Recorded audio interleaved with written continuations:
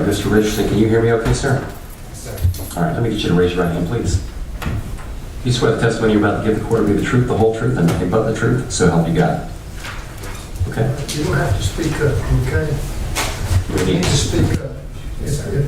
If you feel like you can, I can bring you to the podium. I just was going to let you do it from there for your, because I thought your back would be more comfortable there, but it's important that you speak up, Yes, sir. okay? I still don't hear you loud enough. Yes, sir. Maybe do best if we do, okay?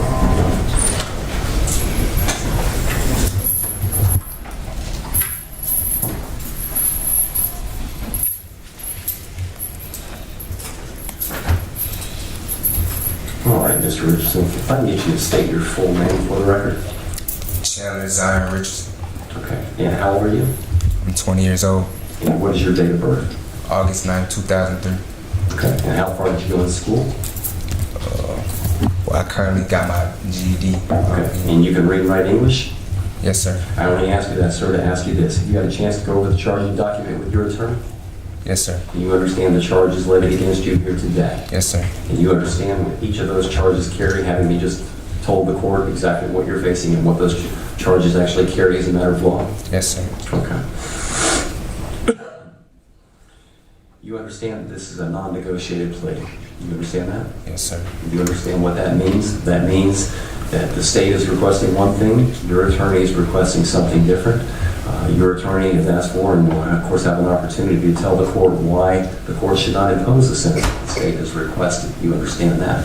Yes, sir. The fundamental difference, the really important one for you, is that in a non-negotiated plea as opposed to a negotiated plea, you will not have the opportunity or the right to withdraw your plea. Once the court imposes a sentence, that would be it. You understand that? Yes, sir. In exchange for that, we don't agree on a number, but your attorney has an opportunity to tell the court why the state's recommendation, at least in his estimation, is excessive, even based on these facts. You understand that? Yes, sir.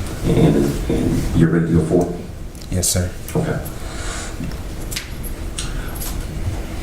As I speak with you today, sir, you have certain rights,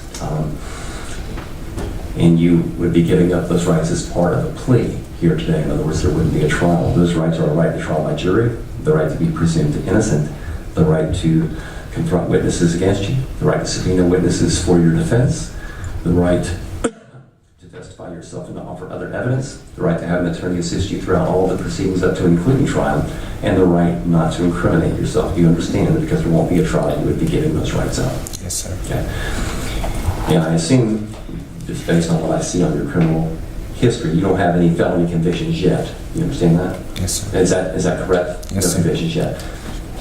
That notwithstanding, on these charges, on the murder charge, you're not, first offender is not available to you. You understand that? Yes, sir. So no matter what you may have heard in jail or whatever, I don't know what you heard when you heard it, a first offender is not available to you. You understand that? Yes, sir. Okay. Now, if any portion of your sentence includes time to be served on probation, and counsel will have an opportunity to argue for whatever it is he wants to argue for.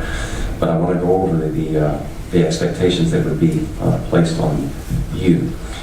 You would be expected not to violate the criminal laws of any governmental unit, which means not to break the law. You are to avoid injurious and vicious habits, especially alcohol intoxication and narcotics and other dangerous drugs, unless they're lawfully prescribed to you. You're to avoid persons or places of disreputable or harmful character. You're to report to your probation or parole supervisor as directed and permit that supervisor to visit you at home or elsewhere. You're to work faithfully in suitable employment insofar as that may be possible. You're not to change your place of residence or work or live outside the jurisdiction of the court or to leave the state of Georgia for any period of time without the prior permission of your probation or parole supervisor, and if permitted to leave the state. You agree to waive extradition from wherever you might be found and not contest any effort by that state or jurisdiction to return you back here to Georgia. You also agree to support any legal dependents that you might have to the best of your ability, and to submit to evaluations and testing related to rehabilitation, and to participate in and successfully complete rehabilitative programming as directed by probation or parole. All of which is a long way of saying that probation or parole tells you to do something or complete a program. You need to make sure you do that. Do you understand that? Yes, sir. Okay. And sir, are you entering your plea of guilty today with an understanding of all of those conditions? Yes, sir. Has anyone used force, threats, or promises to cause you to plead guilty today against your own free will? No, sir. Okay. Are you satisfied with what your attorney has been able to do for you in this case? Yes, sir. Do you need any additional time to speak with Mr. Sterling before we continue with your plea? No, sir. Have you understood all the questions that I've asked you so far? Yes, sir. Have your answers to those questions been truthful? Yes, sir. In understanding all of your rights, are you prepared to enter a guilty plea to the enumerated offenses that I set out before the court? Yes, sir. Did you in fact commit the offenses to which you're now pleading guilty? Yes, sir. Okay. You heard me set out for the court very briefly the facts and circumstances surrounding what was going on out there at the location in question, at the time in question, how you came to be a suspect in this case, to ultimately be charged in this case.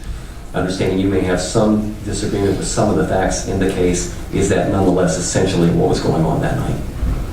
And counsel, do you likewise agree there's a factual basis to support his plea here today? I do. And Mr. Richardson, do you agree that that's substantially what was going on? Can you repeat that? Yes. You heard me tell the judge what was allegedly going on out at the location in question when this young man was shot and killed? Yes, sir. Okay. Do you agree that that is substantially what happened, that there was an altercation wherein you and your co-defendant shot, or you attempted to shoot, but where this individual was shot and ultimately died? You agree that's what happened? Yes, sir. Okay. Are you a U.S. citizen? Yes, sir. Understand, sir, if you wish to challenge this plea, you've done one of a couple of ways. Once by filing a notice of direct appeal, that would have to be done within 30 days of today's date. The other is by filing a petition for habeas corpus, which would have to be done within 4 years on felonies. Every one of these counts being felonies. You have 4 years in which to do that. Counsel can explain to you, and I didn't mention the right to withdraw your plea because, as I indicated at the outset, because this is a non-negotiated plea, that would not be available to you. But as it relates to the notice of direct appeal and the petition for habeas corpus, counsel can explain to you the mechanics behind how that might be applicable at some point if it were. But what I need for you to understand today are the time limitations associated with both those remedies. Do you understand those? Yes, sir. Your Honor, Mr. Court. Thank you. Is there anything that you want me to present from the state? Judge, I am going to have a few members of the family that would like an opportunity to speak, and if I might, Judge, I'm handing the court what I've marked in State's Exhibit number 1. It contains the names and relationships of 55 individuals, family, and friends. I've showed the list both to counsel. I don't expect to hear from probably more than about 3 people today, but I did want the court to be aware of the courtroom full of people, friends, family, loved ones of this young man who've come here today to show their support of his family and for him. You'll have a seat on the Yes, sir. paper now. I'm going to state call.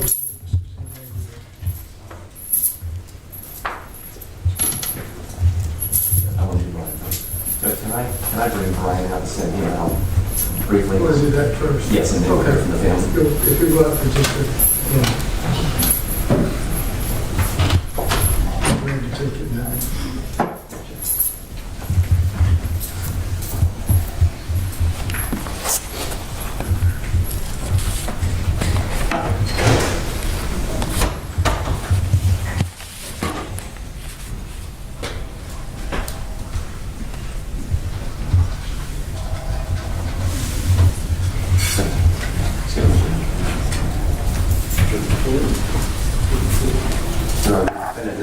Brian being back before the court, we are ready to proceed with the balance of the plea colloquy as it relates to Mr. Brian Mann. Yes, sir. Sir, if I can get you to raise your right hand, please. You swear the testimony you're about to give the court to be the truth, the whole truth, and nothing but the truth, so help you God. Yeah. Yes? Yeah. You put your hand down. Can you state your full name for the record? Kamari Matthew Bryan. Okay, how old are you, sir? I'm 20 years old. Okay. What is your date of birth? March 17, 2004. Okay. Are you currently under the influence of any kind of alcohol, drugs, or medication? No, sir. Okay. How far did you go in school? I graduated early. Okay. You can read and write English? Yes, sir. Let me ask you that, sir, to ask you this. You have a chance to go over the charging document with your attorney. You understand the charges pending against you here today. Yes, sir. And you understand that as part of the resolution of this case, the state's proceeding on counts 2 through 4, that is the felony murder, aggravated assault, possession of firearm during the commission of a felony, not proceeding on the malice murder. Is that your understanding? Yes, sir. And you understand, and I guess you heard me tell the court, that felony murder, of course, carries life without the possibility of parole, which is what the state will be asking for. Your counsel will ask for life with the possibility of parole. Count 2, aggravated assault, which carries 20 years. which would likely merge as a matter of law, and then count 3, possession of firearm during the commission of a felony, which would be 5 years, which would run consecutive to any other count in your sentence. Is that what your understanding is? Yes, sir. Okay. Now, you understand that because this is a non-negotiated plea,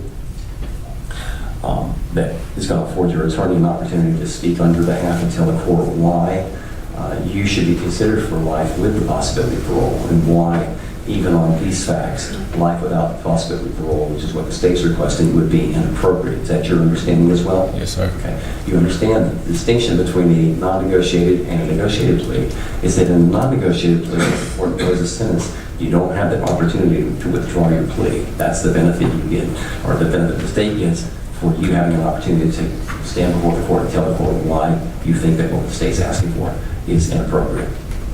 Is that your understanding as well? Yeah, I understand. Okay. Now, because there won't be a trial, there are certain rights that you have that you would be giving up as part of this plea. Among those are the right to trial by jury, the right to be presumed innocent, the right to confront the witnesses against you, the right to subpoena witnesses for your defense, the right to testify yourself and to offer other evidence, the right to have an attorney assist you throughout all the proceedings up to and including trial, and the right not to incriminate yourself. You understand that by entering a guilty plea here today, you be giving those rights up. Yes, sir. Okay. And you understand, of course, that you don't have to plead at all. You can remain silent, enter no plea whatsoever. And if you were to choose to do that, we would try this case to a jury, as we've intended from the outset. You understand you don't have to plead. I understand why you've elected to, but you understand you don't have to. Yes, sir. Okay. Are you currently serving any sentence on probation or parole? No, sir. I don't show that you have any felony convictions. Is that correct? Yes, sir. Okay. You understand that for the purposes of a plea here today, for the charges that you're facing, murder charges, first offender, which might be available, and some felony charges, is not available to you. Do you understand that? Yes, sir. Okay. Now, if any portion of your sentence includes time to be served on probation or parole, there are going to be certain conditions you're going to be required to abide by. Among those are that you not violate the criminal laws of any governmental unit, which simply means not to break the law. You're to avoid injurious and vicious habits, especially alcohol intoxication and narcotics and other dangerous drugs, unless they're lawfully prescribed to you.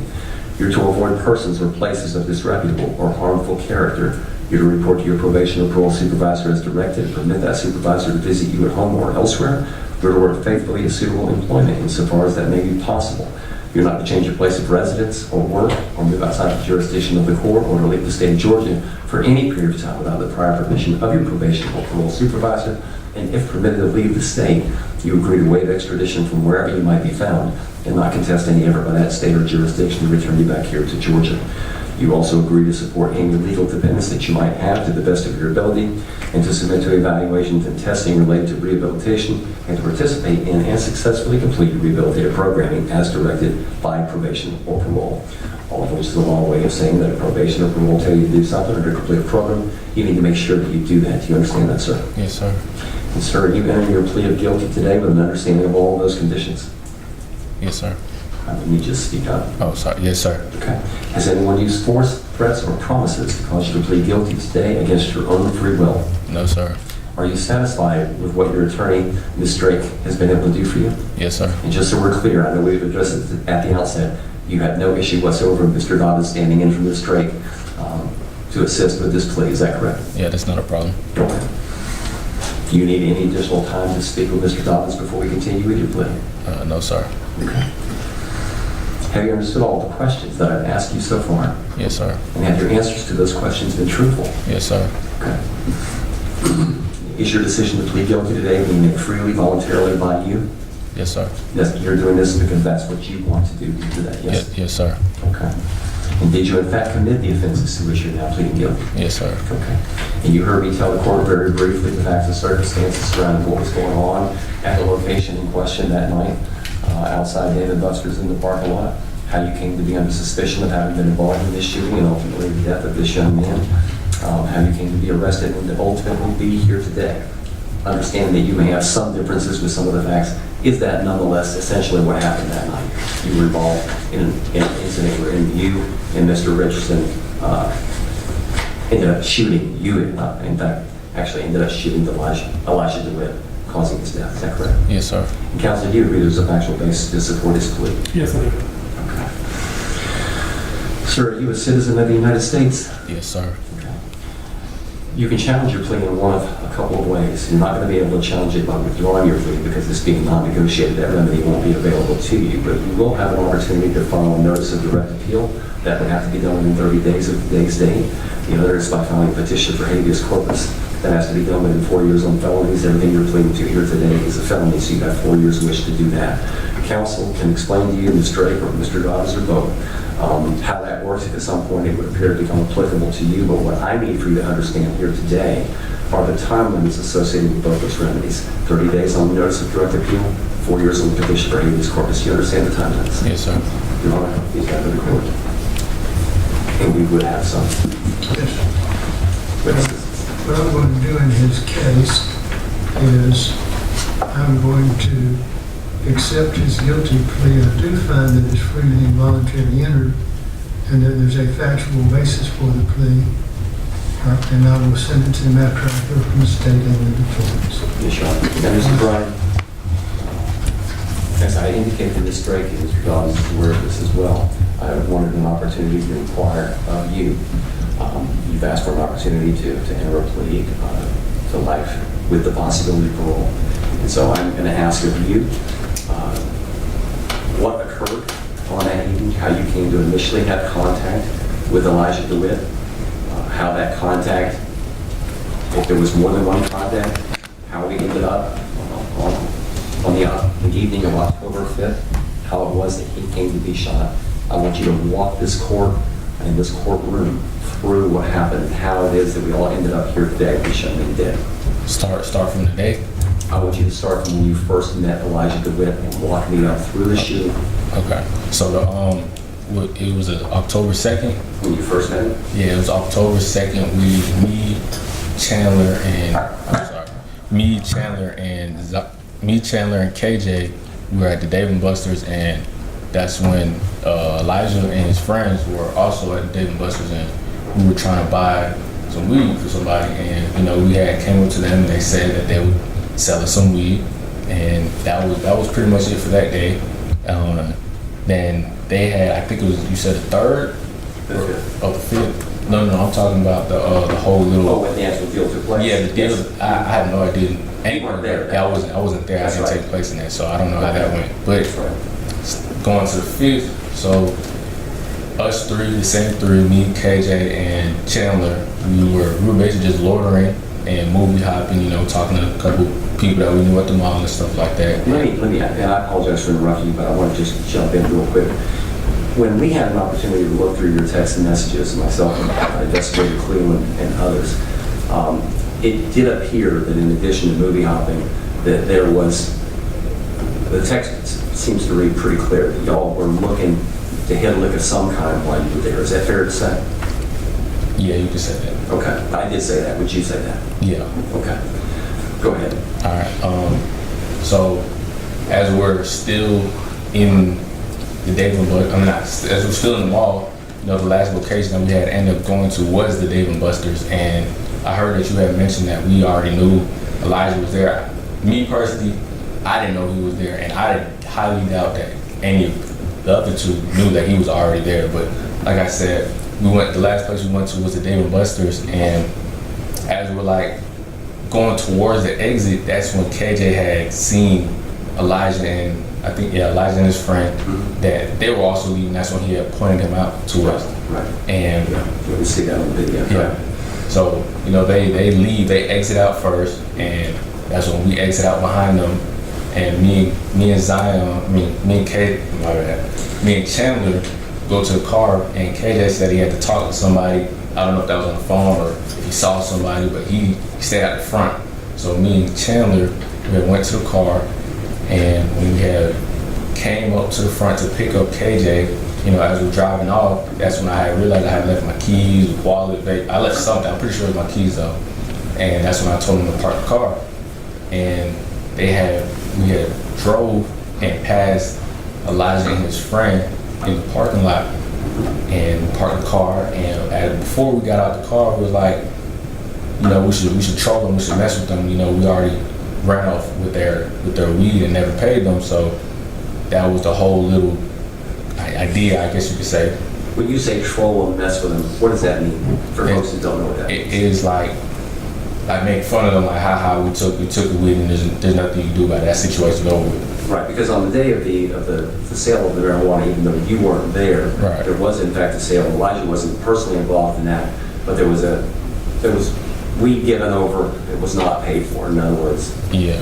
Chandler and the folks that were with him ended up getting weed without paying for it. Right. But again, you weren't there. So you said that you guys decided to go buy and control. Go ahead. Yeah, so that's when we got out, and like I said, I had left my keys in the Dave & Buster's, so I'm really beelining towards the Dave & Buster's, but I'm thinking about the idea that they just had came up with, so I had passed What idea? the idea of trolling. Okay. So when I had passed Elijah, that's when you see me kind of hesitate, because I'm debating, should I pertain and should I really go through and continue to, troll them like how they came up with the idea, or... So when you say you see when I pass it, you're talking about what we see on video when you come walking past it, Right. and where Chandler is behind the car walking Right. along with you. In other words, this is Elijah. Right. You're walking along in front of him. Chandler's walking along behind the car. Right. Kind of right together, right?